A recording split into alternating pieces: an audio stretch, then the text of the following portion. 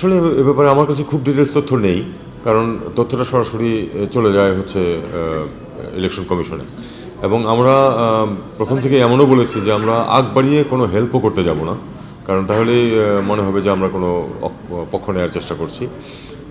কোনো হেল্প লাগলে আমরা হেল্প করব, বাকিটা নির্বাচন কমিশন যেভাবে হ্যান্ডেল করবেন তারা করবেন। এখন পর্যন্ত ইউরোপ থেকে তো বড় সড়ো দল আসবে, এটা কনফার্ম। দক্ষিণ এশিয়ার ব্যাপারেও আমাদের কোনো আপত্তি নেই, যে যে দেশ থেকে আসবে। অবশ্যই হয়তো কিছু স্ক্রুটিনি হতেই পারে, যদি কোনো যারা আসলে নির্বাচন অবজারভার না করে যদি অন্য কোনো কাজেও কেউ আসতে চেষ্টা করেন, সেটা হয়তো হোম মিনিস্ট্রি এবং মিশনগুলো হোম মিনিস্ট্রির নেতৃত্বে দেখবে।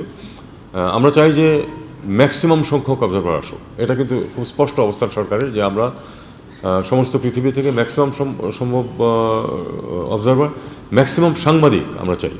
আমরা এটাও চাই যে সব সংবাদ সংস্থা থেকেই যথেষ্ট পরিমাণ সাংবাদিকরা আসুক এখানে, তারা দেখুক, কারণ আমাদের তো লুকো ছাপার কিছু নেই।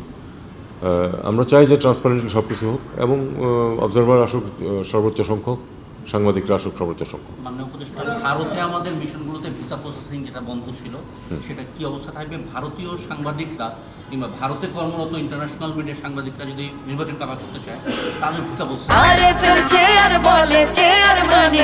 আরএফএল চেয়ার, ক্ষমতার নয় সমতার চেয়ার। তাদের আসার ব্যবস্থা মানে অলরেডি নির্দেশনা দেওয়া হয়েছে যে তারা যেন আসতে পারেন, সে ব্যবস্থা করা যাবে। ভিসা প্রসেসিং, সাধারণ ভিসা প্রসেসিং কি বন্ধ থাকবে এখনো? এখন বন্ধ আছে, বন্ধ। আমরা সময় হলে খুলবো, তবে এই আগামী 8-10 দিনের মধ্যে এটা না করাই সমীচীন হবে।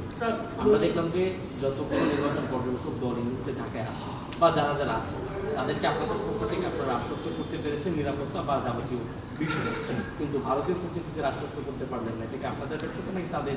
এখানে ব্যর্থতার সাফল্যের কিছু নেই। এটা একটা দেশ সিদ্ধান্ত নিয়েছে যে তারা নিয়ে যাবে তাদের সাংবাদিক, তাদের পরিবার পরিজনকে। এই ব্যাপারে এখানে ব্যর্থতারই বা কী আছে, আর এখানে সাফল্যেরই বা কী আছে? এটা তো সাফল্যের ব্যর্থতা কিছু নেই।